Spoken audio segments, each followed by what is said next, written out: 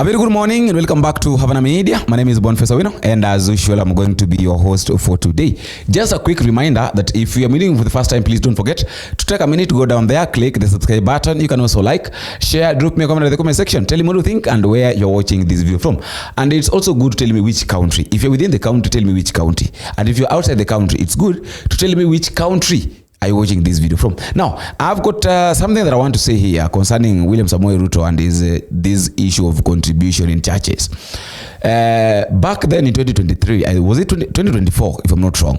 2024, I think around August 3rd, not really August 3rd, I can't remember the exact dates, but William Samoei Ruto himself banned the issue. I think, after the Gen Z's demonstration and all that, William Samoei Ruto himself, the president of the Republic of Kenya, banned the contributions in churches.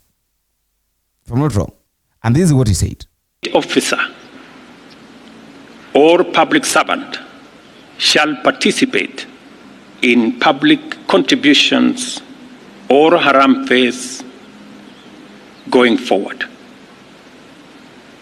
The Attorney General is hereby directed to prepare and submit legislation to this effect and develop a mechanism for structured and transparent contributions for public, charitable, and philanthropic purposes. Now, the same William Ruto yesterday decided that he's going to give 20 million Kenya shillings for a church contribution.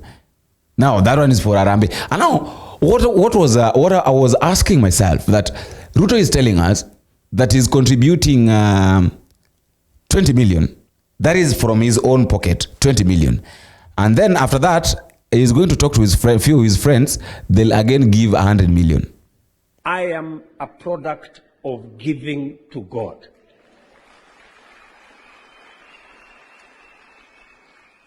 And I am unapologetic about giving to God. And I do it on the firm foundation of the scriptures. So, Bishop, katika ujenzi wa kanisa letu hapa, mbali na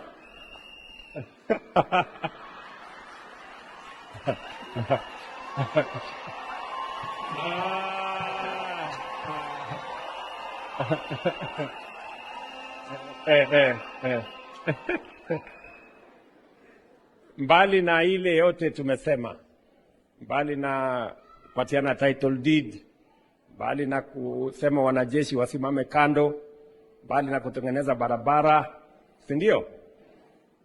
Mimi mwenyewe nitatoa milioni 20 kwanza.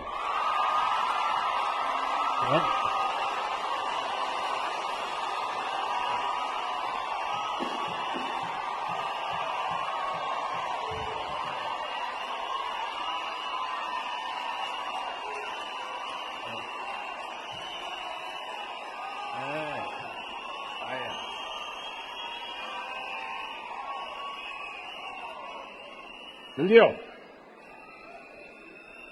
Sawa sawa. Basi mtaanza kupanga hiyo maneno wakati tunasemekana mnajenga. Alafu mimi nimekubali. Pia nitakuja tufanye Harambe pamoja.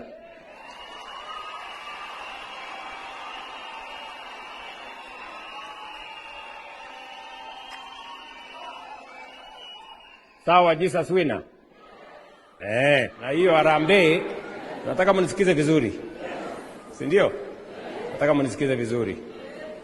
Na kwa hiyo Harambe, vile huyu Kororia amesema, huyu Kororia alisema hapa, ako wapi huyo Kororia huyo? Alisema hapa, iwekwe polling station hapa, ndio msichanganywe na watu wengine, ijulikane nani amesimama wapi. Na mimi kwa hiyo mchango ya kanisa, hata mimi nataka nipatiwe polling station yangu.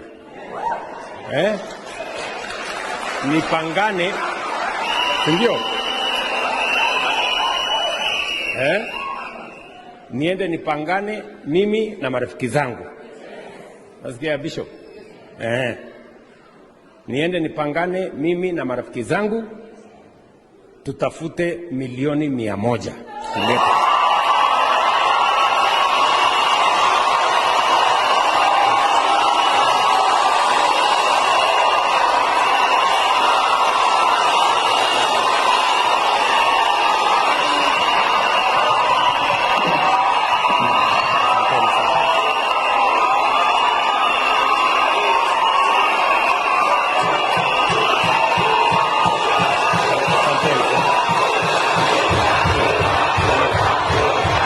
Asanteni sana.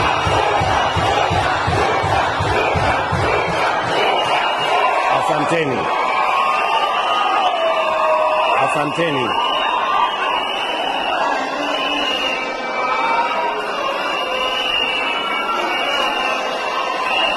Sikizeni. Sikizeni.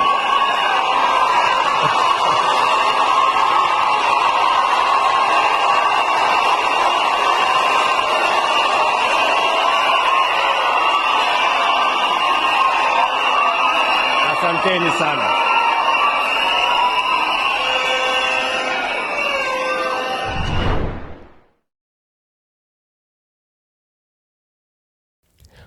What is the salary of William Ruto in a month? Is it 2 million? It's not. Is it 1.5? It's not. It's around 1.3. That is the salary. That is William Ruto. The president's salary is normally around 1.3, 1.5. If kama ni mingi sana ni 1.5. Now, this guy is telling you that he's going to give you 20 million and you are celebrating. You don't even ask yourself that this 20 million inatoka wapi? Where is he going to get this 20 million?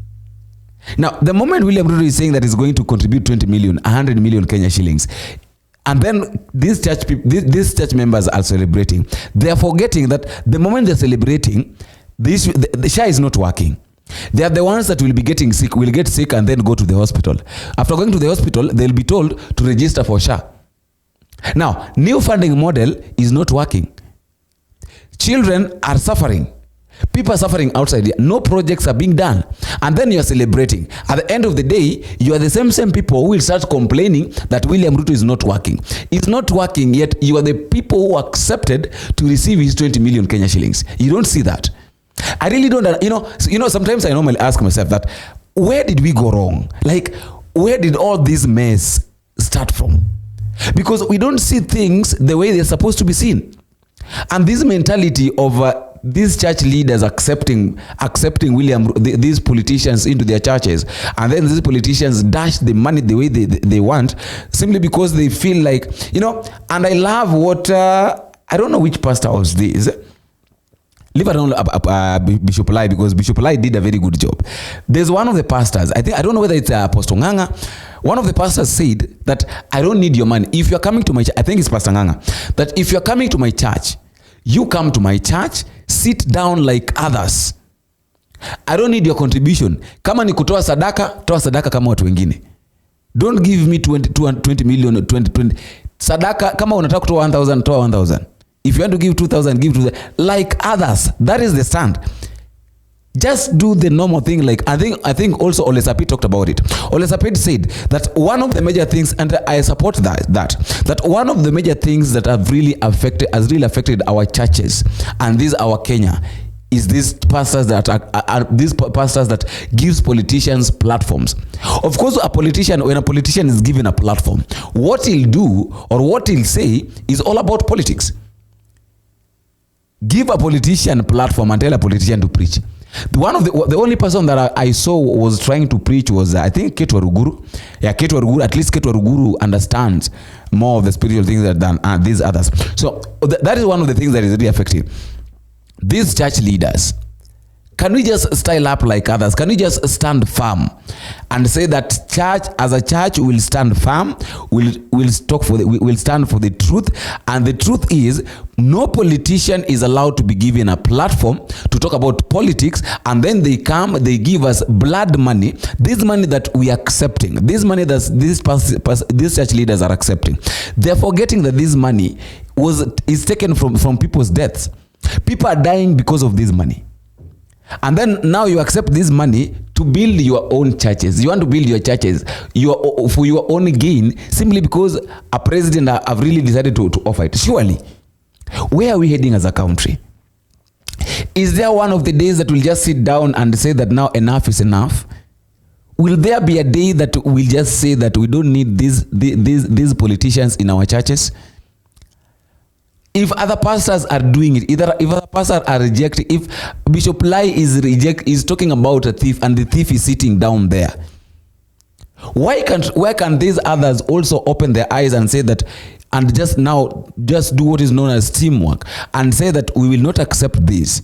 If other pastors, if priests and bishops and reverends are rejecting it, why can't we just stand as one body of Christ and say that enough is enough? We don't need politicians in our churches. Let politicians go and do the politics outside. Let them have their own rallies and do all this. Let me ask you one thing. Have you ever seen a priest, a pastor, a bishop being given chance in one of the politicians' rallies to preach? No, a simple question. Have you ever seen any pastor, any reverend, any bishop, any priest being given platform during any politician's rally to preach? You cannot see. Then why can't we also apply it? Why can't we just say, why can these pastors just say that the same way they cannot allow us to preach in their rallies is the same way we cannot allow them to talk about politics in our platforms? And you know this thing has really damaged our mentality and the mentalities of church members, to a point that whenever they see any politician in church, if this politician is not given chance to address them, they feel like the pastor have done something wrong. Are you seeing that mentality? That, pastor ataki watu, pastor ataki tu maendeleo. So maendeleo ni watu wafe, mletewe hela, ndio mkubali kwamba hiyo ni maendeleo. Surely. After all, guys, that is all for today. Let me know what you think in the comment section. But just a reminder, if you have anything for the first time, don't forget, take a minute, click the subscribe button. You can also like, share, drop me a comment in the comment section. Tell me what you think and where you are watching the video from. Until we meet again, I've been your host, Boniface Owino.